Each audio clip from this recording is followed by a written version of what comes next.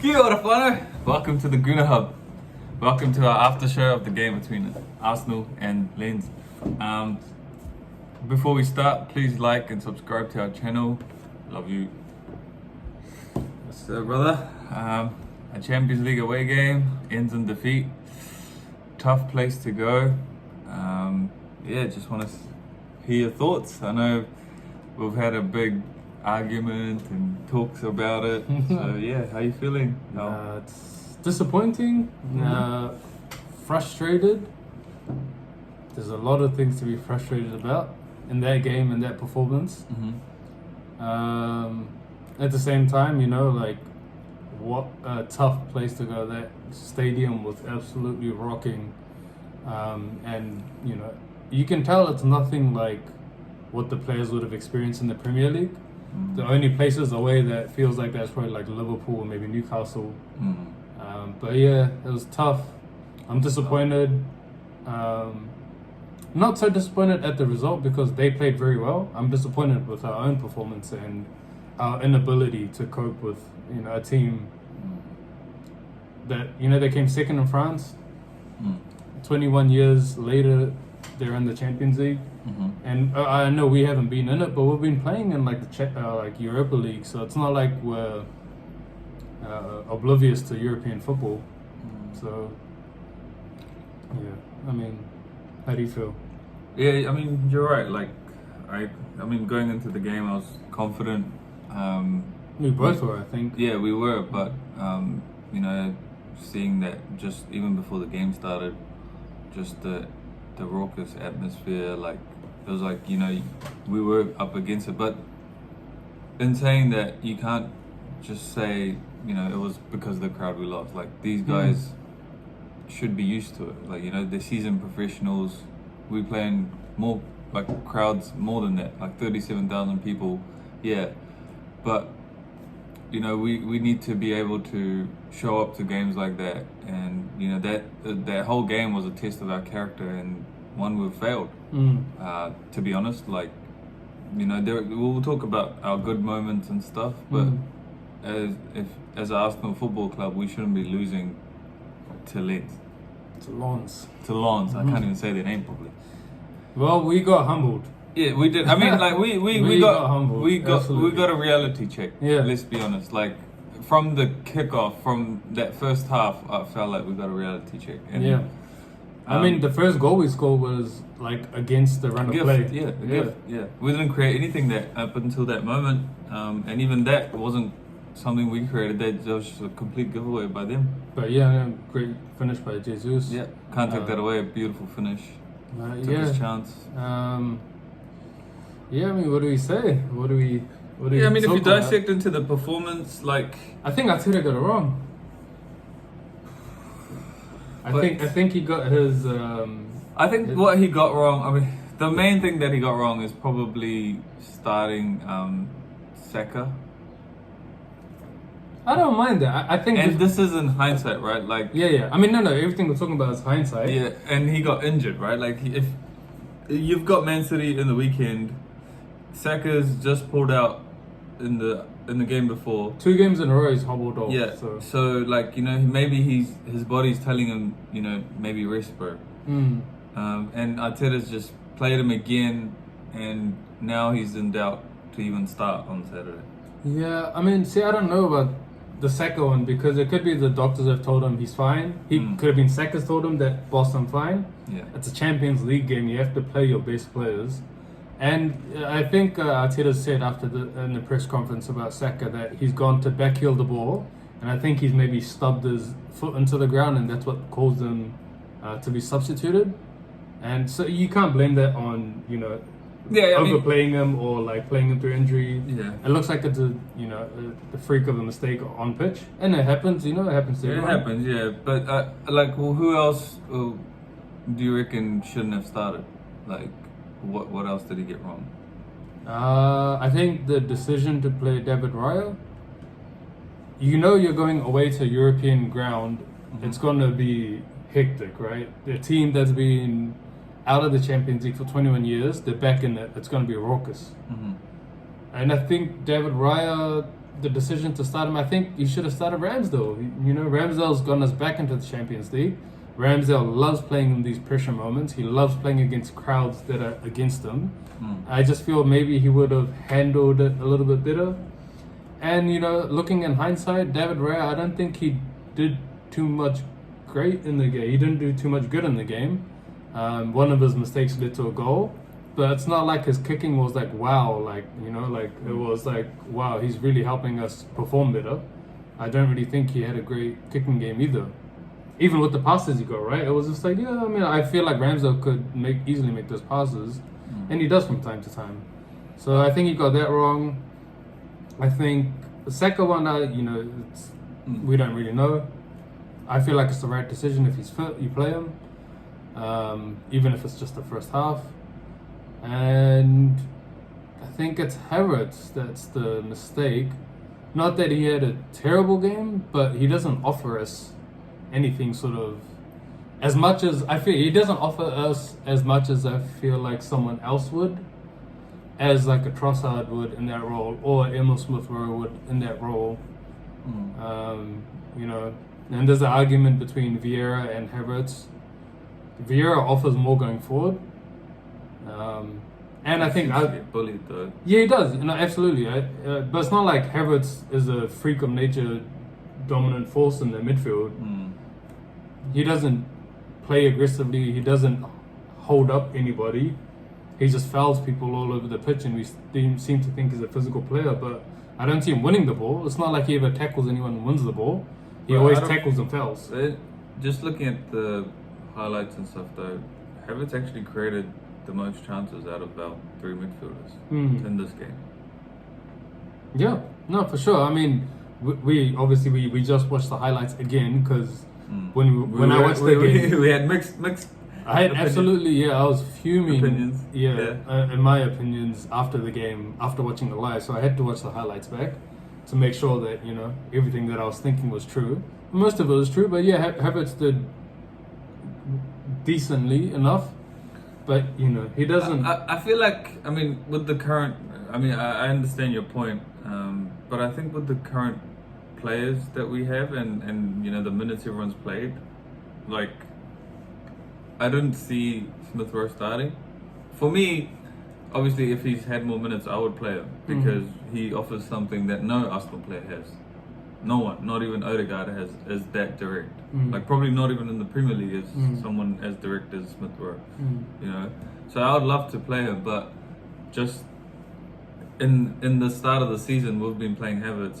He's who we've been playing, and Smith-Rowe has only been getting 5-10 minutes. So coming into this game, it's kind of, you know, it would have been asking for too much, I reckon, from him. A little bit unrealistic. Yeah, but that's on Arteta, right? Yeah, it is on Arteta. So he's been getting it wrong from the start. Why are you giving Smith-Rowe 10 minutes here and there? And we've been getting away because we've been getting results. You know, and I guess the other side of it all is we are showing that we miss Partey. You know, in games like this, it actually shows. You know, the way he moves the ball, the way he can take that pressure. You know, this team was all over us. Like, you know, they were hungry as they knew exactly what their game plan was. They stuck to it from the start to the finish. They knew we were going to keep the ball more, and they were fine with it. And every time they had a chance, they nicked it, and they were so accurate. They were straight in there, and you know, they didn't create that many chances because we defended quite well, like in patches. Obviously, other than the two moments we conceded, and then the two critical moments that we conceded. But like majority of the game, we had it covered, right? But I feel like if Partey was there, we would create more in their third as well because he's so good at, you know, beating that first man. And then also if he's playing, then I think instead of Havertz, we would probably push Rice up because that guy's a baller, man. Like even this game, he was awesome. Rice is the only one that can come out of this game with his head up. Yeah, you know. Yeah, so straight up. And yeah, you're right about Havertz. Like, you know, he's had 10 games, doesn't really offer much. He did have a decent. I mean, he didn't have a bad game again. It wasn't a terrible game. He's had no bad games. Like, yeah, that's the thing. But he's had no good games. He doesn't have any impact on the team. Like, he doesn't have a positive impact on the team. I feel, at least. Yeah. And like, like I said before to you, is that if this was 2 or 3 games in, I could understand if you would say that I was overreacting. But this is 10 games now that we've seen Havertz, and he absolutely offers. Not absolutely offers nothing. He does offer bits and pieces, but not enough. And I think because of him, that whole left side sort of has a chain broken. Right side, we have a chain going between Odegaard, White, and Saka, and I know they've been playing together for 2 years now, but their chain is broken because of Havertz, because he doesn't offer enough for each player around him. But then also on the left, you have Zinni, who likes to drift in, so he's not really looking to play like their natural way where you have White or even Tommy when he plays it. They link up better on the right hand side. On our left, Zinni likes to come in, and I think that's why Arteta's playing Havertz to balance it all out. He's more he's there as like defensively. Not that he defends. Not really. He just fouls. Yeah. He gets stuck in and fouls. I guess the piece they're missing is also Martinelli, because when he's there, his energy kind of covers for all of that shit that's lacking, that they have on the right hand side. He's up and down, he's taking people on. I also think the missing piece on that left side is Timber, because I think Timber gets in both positions really well. He can drift in and play left back. But we can only talk about the players we have. And like you said, if we have Partey back, if we had the midfield of Partey, Rice, Odegaard, I don't see anybody running over us. But we don't. I mean, we can talk about who's injured and stuff, but looking at the current players and that performance, what do you think was like the most disappointing thing? We've pinpointed a few things, but there's a lot of disappointing things, but I think it's our missed chances. I think we had more than enough chances in their game to put it away. Exactly. To put it out of sight. Same even. for me, yeah. Before they scored their second goal, we had a few chances that we could have made it. Yeah. And this is becoming a problem almost every other game. Missed chances. Even the Tottenham game, we go 2-0 up, game over. What happens? We draw. This game, we go 1-0 up. Yeah, obviously they came back. But second half, we came out and we created a little bit more chances than the first half. But even in the first half, we had chances, right? Yeah. Havertz? Yeah. I mean, he took that well. He did take it well. Could have been better. I mean, like for a guy that has a rocket left foot that we keep hearing about, but, we don't see it. It wasn't really a rocket shot. Yeah. I mean, he should have blasted that. But, he missed one. Trossard missed one. Second half, Tommy misses one in front of goal. Yeah. Hits it kind of pretty much at dead center. Oh, that's a tough one, I know, but if that probably should have been scoring the. Should have, yeah, because he had no one on him. I mean, the keeper kind of does a jammy save. Yeah, I mean, he kind of hits it into his leg anyway. I mean, Trossard's one probably should be scoring too. Yeah, he hits it straight at the keeper as well. He beats the man. He's got time then. Normally he would be placing that into the bottom corner. Smith Rowe comes on, has a shot saved. Yep. I think Odegaard had a shot saved. Couple of moments at the end where it was a bit scrappy and we got a shot away. We just didn't look like we're hungry enough. Yeah, I think it was Jesus. But that's like 5 or 6 chances in the whole game that were in and around their box or quite close to their box. Some of them inside the box, where all you have to do is hit it. A couple of just a little bit to the left, a little bit to the right, and those are going into the net. So I think the main disappointment is that we are not finishing our chances every single game. And it's a reoccurring theme. And our best finisher is like Trossard, who's in and out of the team. Yeah. Sometimes plays, sometimes doesn't. Sometimes when he does play, he's hot. Sometimes when he plays, he doesn't finish his chances. And the other disappointment is, I know you asked for one, but I'm going to give you another one anyway. Because our mistakes throughout this whole season have cost us, and again it's cost us. Yeah. That pass that David Raya made, we had a big argument over this. Yeah, we did. But I absolutely agree with the concept that he was trying to bypass the press. But we've seen it multiple times on the replay. He tries to pass it to Tomiyasu. He got the pass completely wrong. He got it wrong, but besides the point, why make that decision when you can see Tommy is out wide in a 2v1 situation? It's not like Tommy's by himself in a load of space. Shouldn't be going to Tommy. That should 2v1. Why are you passing that to Tommy anyway? Jesus, yeah. So, I mean, Yeah, our mistakes again lead to goals. Saliba completely lost his man. Completely. Yeah. And I mean, you're a defender. Thoughts on that? He has only one guy in the box. I mean, and plus, like, the way it is, Tommy, if you look at what Tommy does, he takes the left winger out of the game. Like, he follows him all the way through. And him and Saliba are going together, but Saliba's kind of ball watching. So is Gabriel. And Saliba can see Gabriel kind of position himself, you know, so he's kind of gone near post. So obviously, naturally, the other centre back needs to decide quickly and drop off for the cutback. Either drop off. If he's going there, then you take the other side, right? And both of them have just gone same line. And he's one guy versus two, and I think Odegaard or Rice is sort of somewhere around there too. And the keeper. So there's 4 Arsenal players. There's one guy. I mean, it's a great finish. Awesome finish, but I mean, he should never be getting that chance. It's kind of a little bit.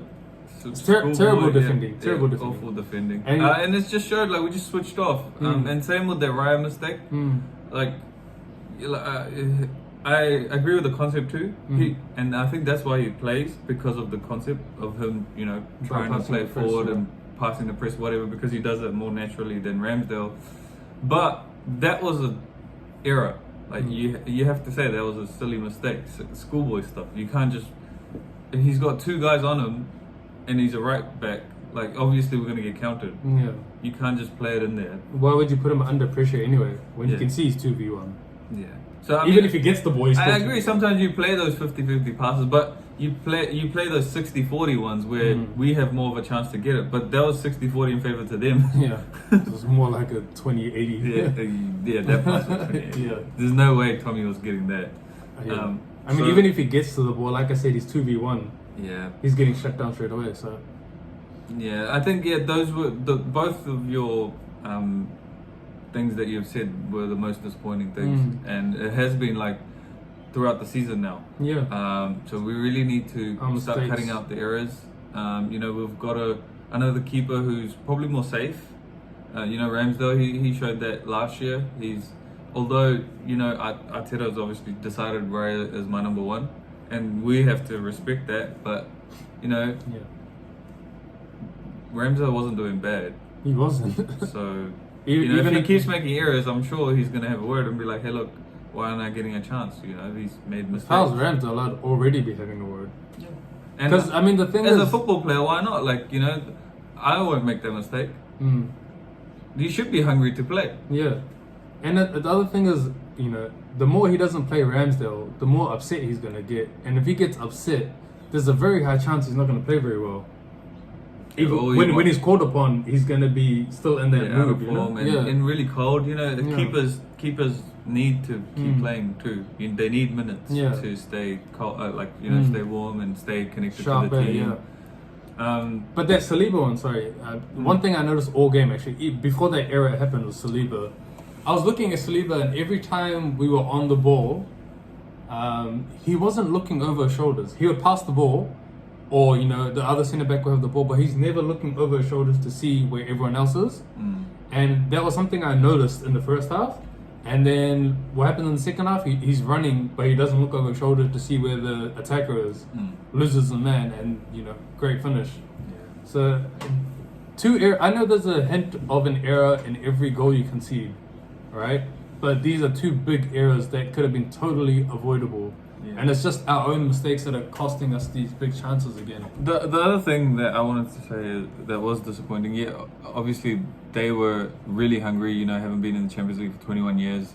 But we went up, and the best way to shut the crowd up is, you know, managing the game. Like, we had the chance to manage the game. We kind of gifted it back to them, like, you know.